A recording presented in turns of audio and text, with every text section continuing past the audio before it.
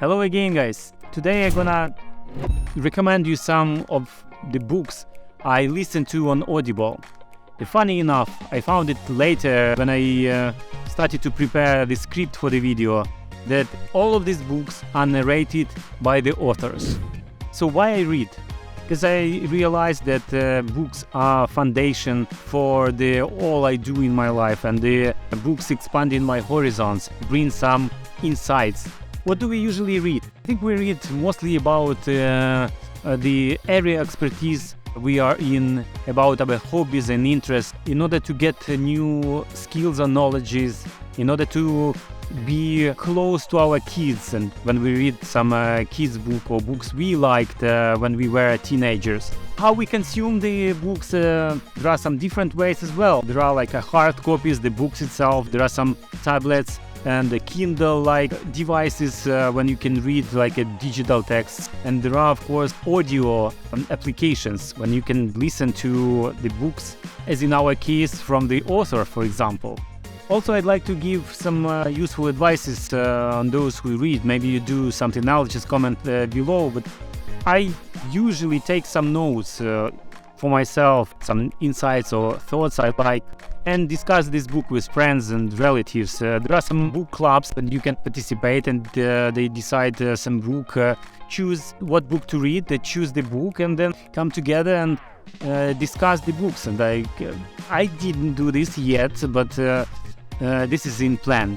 Reading is actually as a habit. When you stop reading, it is like takes some time just to start reading again. I just had some period in my life when I didn't read anything for a long time, and now I just do this, listen to the books on a daily basis.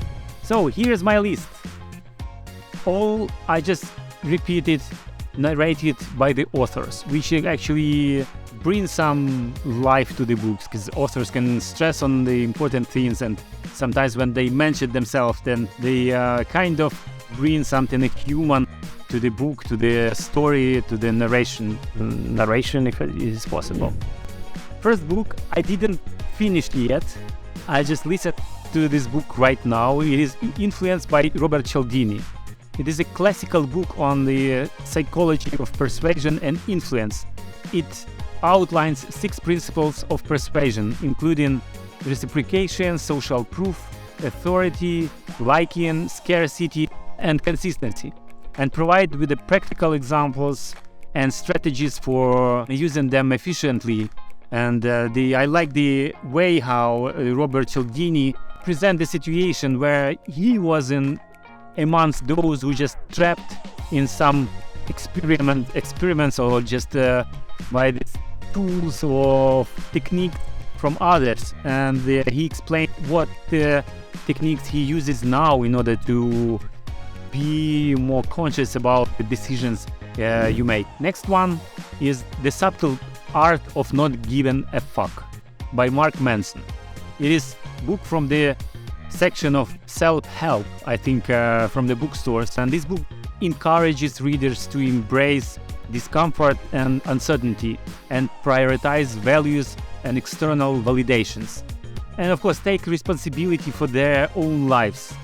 It challenges traditional self-help advices and offers a refreshing, humorous and pragmatic approach to personal growth. I like his attitude and sense of humor, and then kind of examples from real life when you can change the perspective on how you see things, and it can change your decisions and change your life path. Book The Deep by Seth Godin is a short book that argues that every new project goes through a dip, a period when you face difficulties, and that separates the successful from unsuccessful. It advises readers to identify when to quit and when to go further, not to stop, how to be focused on becoming the best in your field.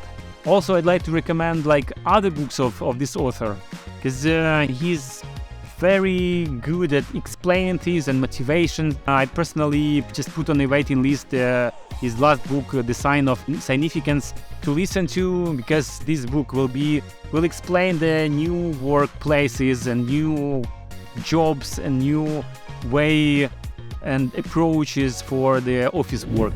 One of my favorite is Value-Based Fees by Weiss. He gives professional advices for consultants and service providers how to charge their clients and negotiate on price based on the values, but not the time spent on this or that clients, or not the number of documents provided, or based on results you and the clients agreed upon.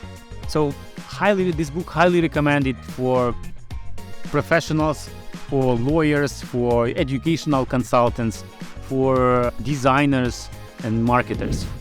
The New Earth by Ekhard Tolle is a spiritual book that encourages readers to awaken their present moment and let go of negative emotions and thought patterns.